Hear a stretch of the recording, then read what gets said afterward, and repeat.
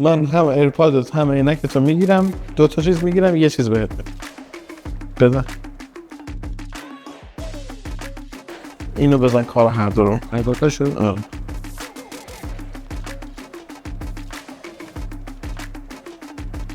JBL Sound Gear Frame یه گجتیه که میتونه هم عینک باشه هم کار هندزفری رو انجام بده. عینک‌ها اسپیکر دار چند سالی هست دارن تولید میشن. شاید بوز شناخته شده ترین برندی باشه که از این عینک‌ها تولید کرده. البته متا هم با عینک جدیدش که یه دوربین هم روش اضافه شده کلی سر صدا کرد. ویدیو هر دوتا این عینک‌ها تو کانال یوتیوب هست و میتونید ببینید. اما JBL داره عقب میمونه. پس ساوند گیر رو طراحی کرد. حالا میخوایم این عینک رو تا آخر ویدیو بررسی کنیم، ببینیم چیز جدیدی برای عرضه کردن JBL بهش اضافه کرده یا نه و میتونه رقیب بقیه برندهای بازار باشه. JBL دو تا فریم مختلف برای عینک خودش در نظر گرفته. فریمی که رو صورت من و بهم اصلا هم نمیاد فریم روند هست، گرد، و یه فریم مربع شکل هم داره که میتونید اونو انتخاب بکنید و هر کدوم تو 3 تا رنگ عرضه میشن. رنگی که اینجاست رنگ به نظر من جذاب و خاصشه که یه جورایی بژ یا بین مثلا شفاف و طلاییه، اما یه رنگ نقره‌ای و یه رنگ مشکی هم داره. وقتی شکل یه عینک رو میبینیم طبیعتا تنها چیزی که تو ذهنمونه اینه که عینک رو قراره به چشمون بزنیم. اما وقتی JBL اومده طراحی بدنه دسته های این عینک رو شفاف در نظر گرفته، یه چیزی تو ذهنش بوده. میخواسته وقتی شما این عینک رو میبینید فکر نکنید یه عینک ساده است و متوجه این بشید که یه تکنولوژی تو این استفاده شده و این عینک هوشمنده و یه قابلیتی کنار عینک بودنش هم داره و تونسته این کارو بکنه. چون به محض اینکه شما این عینک رو باز میکنید و نگاه میکنید، باتری رو میبینی، بورد میبینی، دکمه میبینی و لوگوی JBL رو میبینی، تعجب میکنی و دنبال میگردی که ببینی کارایی این عینک غیر از به چشم زدن چیه. کل تکنولوژی که برای ساخت یه هندزفری استفاده میشه ما الان تو دسته عینک میتونیم ببینیم. یه قسمت باتریه، یه قسمت برده، یه قسمت کلید لمسیه که ارتباط از طریق سیم از باتری تا برد ادامه داره و اسپیکرها رو میبینیم که کجا کار شده و پورتی که تایپ C هست و متصل میکنه به باتری و میتونید اینطوری شارژش بکنید. باتری 110 میلی آمپری تو دسته ها کار شده که باعث شده به نظرم وزن عینک یک کمی بالا باشه. این عینک حدوداً 56 گرمه که نسبت به عینک‌های معمولی که حدود 20 تا 30 گرمن سنگین‌تره و احساس می‌کنم که به مرور زمان یعنی مدت زمان زیاد استفاده احتمالاً خستتون می‌کنه. باید بهتون بگم که برای شارژ کردن چون کل فریم شفاف و ارتباطی بین دو تا دسته نیست، نیازه که جدا جدا باتریاشون رو شارژ بکنید. 2 تا پورت تایپ C داریم رو هر دسته، یکی که میتونید با کابل تایپ C شارژشون کنید. یک کابل وای شکل یا دو سری هم داخل جعبش هست که همزمان بتونید به 2 تا دسته متصل بکنید و اینطوری راحت تر شارژش کنید. حرف از جعبه شد، اینم بگم که یک کیف خیلی ضعیف و بی کیفیت به نظر من داخل جعبش هست که به قیمت اسپیکر نمیاد، به کیفیت برند JBL هم به نظرم نمیاد و خیلی هم محافظتی نمیتونه داشته باشه به خاطر اینکه فلکسیبل، محکم یا هارد نیست و جلو ضرب و فشار رو نمیتونه بگیره. طراحی کیفش خیلی ضعیف و ساده است، اصلا بهش فکر نکرد. خبر از دکمه پاور نیست. با باز کردن دسته ها عینک روشن میشه و با بستن یکی یا هر دو دسته عینک خاموش میشه. روی هر دو تا دسته ما لوگوی JBL داریم که یک قسمتیه که کمی صافتر یا پخ خورده هم هست برای اینکه بتونید بدون نگاه کردن هم باهاش کار کنید. اونجا جاییه که دقیقاً به صورت لمسی میتونید عینک رو کنترل کنید. دستتون رو نگه میدارید میره تو حالت پیرینگ و حالا با بلوتوث 52 خیلی سریع و راحت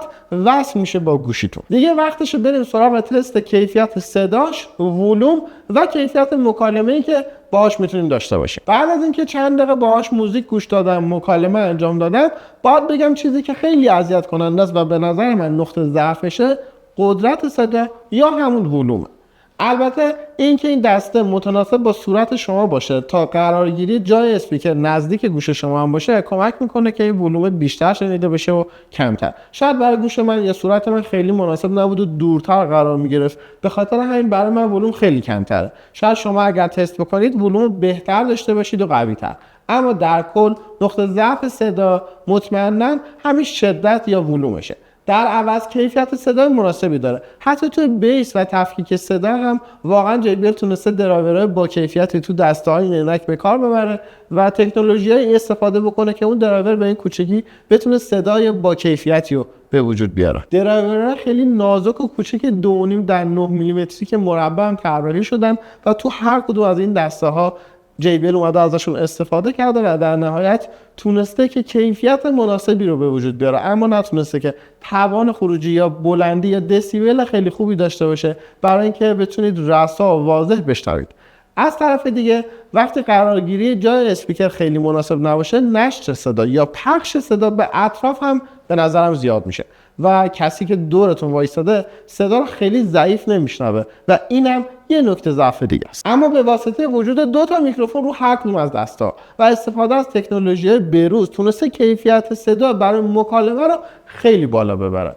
نفر مقابل واقعا صدای شما رو واضح و قوی میشنوه و اصلا متوجه نمیشه شما با یه گجتی متفاوت از گوشی یا هندزفری داری صحبت میکنی. خیلی با کیفیت بدون شنیدن صدای اطراف و نویزی که تو محیط وجود داره و بدون شنیدن صدای هوا که JBL روی این دوتا مانور داده و میگفته میکروفون‌های ما قابلیت اینو دارن که صدای هوا و نویز رو کاهش بدن. باز تنها عیبی که تو مکالمه داره اینه که شما صدای طرف مقابل رو بلند نمیشنوید. یعنی بدبخت میشی اگه طرف مقابل عریضه نباشه که آروم صحبت میکنه و هی باید بهش بگی لطفاً بلندتر صحبت کنی، یا ناچاری که دستتو بگیری دور دسته عینک و هی سعی کنی یه کاری بکنی که صدا بهتر برات پخش بشه یا بلندتر، منظورمه که برات پخش بشه. حالا بریم سراغ پلی تایمی که داره. این باتریاش تقریبا میتونن 8 ساعت برای شما پلی تایم رو حفظ بکنن و این واسه اینکه طول روز بتونید استفاده بکنید کافیه. اگه شارژ هم نداشت و خواستید که خیلی سریع شارژش بکنید، خب پورت تایپ C دیگه، اینا فست شارژن.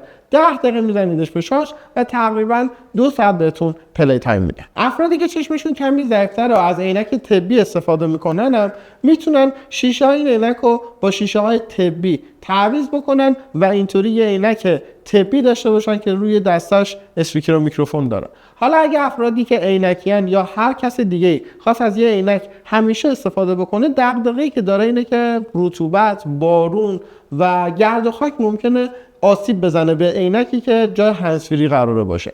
ولی JBL اومده با قرار دادن استاندارد IP54 این عینک رو در مقابل بارش بارون و همینطور پخش گرد و غبار تا حد مناسبی مقاوم کرده تا شما خیالتون راحت‌تر باشه و بدون دغدغه از این عینک استفاده کنید. شما میتونید عینک رو به اپلیکیشن JBL هم وصل کنید. تو دل اپلیکیشن JBL هدفون یه سری قابلیت وجود داره که میتونید شخصی سازی بکنید، هم صدا رو هم کنترل کردن لمسی عینک رو. اکولایزر مهمترین چیزی که وجود داره که صدا رو اونطوری بشنوی که خودت دوست داری. چند تا مود دیفالت داره، بین اونها اگه خواستی انتخاب کنی میتونی، اما اگه دلت نخواست تو 10 تا باند مختلف قابلیت شخصی سازی و سیو اکولایزر رو داری که خیلی نکته مثبتیه. اما تو قسمت دیگه شما میتونید جسچرها روی دسته سمت چپ و دسته سمت راست شخصی سازی بکنید که مثلا دسته سمت راست مخصوص کنترل کردن پلی بک، آهنگ قبلی و بعدی و پلی پاز بشه و اون یکی دسته برای کنترل کردن ولوم باشه. راستی با حرکات دستتون که این کار دارید انجام میدید، شاید دفعات اول و دوم یک کمی مشت نبودن شما باعث شده احساس کنید که این داره اذیتتون میکنه و خیلی کنترل کردنش ساده نیست، اما پاسخش به لمس شما خیلی خوبه. فقط اینکه باید مکس‌های منظمی داشته باشید بین مثلا دبل تپ کردن با تریپل تپ کردن یا یک بار تپ کردن و این ممکنه که یکم گیجتون کنه. عادت کنید چند بار اول و اگر یک کمی بهش دقت کنید بعدش دیگه واسهتون عادی میشه و میتونید راحت کنترلش بکنید. این آپشن هم دارید که انتخاب کنید که چند درصد صدا از اسپیکر سمت چپ یا چند درصد از اسپیکر سمت راست بیاد. وایس پرومپت هم میتونید خاموش بکنید یا روشن بکنید که دستیار بهتون میگه که الان تو چه موقعیتی هست و در واقع روشن کردن یا پیرینگ مودو بهتون اعلام میکنه. دو تا ویژگی دیگه هم تو اپلیکیشن وجود داره. یکی اینه که میتونید LED در واقع نمایشگر رو خاموش بکنید. حالا خیلی هم اهمیتی نداره ولی اگه دوست داشتید میتونید اینو اینطوری استفاده کنید که کلا خاموش باشه. و در نهایت اینکه میتونید پاور سیوینگ هم روشن بکنید که پلی تایم بیشتری واسهتون داشته باشه و اگر یه جایی هستید که هنوز به در واقع پاور بانک یا برق دسترسی ندارید، اینطوری مطمئن باشید که عینکتون زود خاموش نمیشه. برای جمع‌بندی خلاصه انتهای ویدیو اول باید بدونیم قیمت این عینک چقدره. حدوداً 12 میلیون تومان الان که اواسط تیره قیمت این عینکه. با توجه به اینکه عینک‌های آفتابی معمولاً ارزان‌ترن، خب خیلی ارزش خرید بالایی نداره. پس باید در نظر بگیرید که عینک آفتابی خالی نیست، یه هندزفریه، اما یه هندزفری که ولوم زیادی نداره. پس جای ارزش خرید پیدا میکنه که شما کسی باشید که نظرتون اینه که هندزفری یا هدفون برای گذاشتن رو گوش مناسبتون نیست. وگرنه اگر مناسب باشه مطمئنا کیفیت صدا و ولومی که از هندزفری و هدفون میگیرید خیلی بالاتره و این نمیتونه جایگزین اونا باشه. اما اگر دوست ندارید رو گوشتون هندزفری و هدفون باشه، چاره‌ای یا راه حلی بهتر از یه عینکی که رو دستش اسپیکر کار شده وجود نداره. یه عیب دیگه که به JBL باید بگیرم اینه که این دو تا فریمش سایز بندی نداره. خب این نداشتن سایز بندی باعث میشه دو تا اتفاق بد بیفته. یکی اینکه ممکنه به فرم یا ابعاد صورت شما نیاد، خوشگل نشه. دومیش هم این که این جای قرارگیری درایور که قراره نزدیک گوشتون باشه صدا خوب پخش بکنه، اونم نزدیک قرار نگیره. این باعث میشه که در کل کارایش هم ضعیف بشه. اما اگه با دو تا رقیب اصلیش یعنی بوز فریم و ریبن هم بخوایم مقایسهش بکنیم، ریبن که قضیهش کلا متفاوته، اپلیکیشنش کلی قابلیت داره، خب دوربین داره، یه دنیای دیگه است. ولی به نسبت بوز به نظرم به خاطر اینکه کیفیت بیشتری داره ارزش خریدش هم بالاتره. حالا به خاطر اینکه جزئیات و در واقع همه قسمتاشو با هم دیگه مقایسه بکنیم، چون احتمالاً خیلی از ما میپرسید، حتما یه ویدیو مقایسه ستایی اینا رو با هم میسازیم و تو چنل میذاریم. هیلتل اولین تجربه ساخت عینک توسط JBL رو تو این ویدیو بررسی کرد که امیدوارم دوستش داشته باشید و اگه دوست دارید ویدیوهای بیشتری تو این سبک ببینید حتما چنل ما رو سابسکرایب داشته باشید.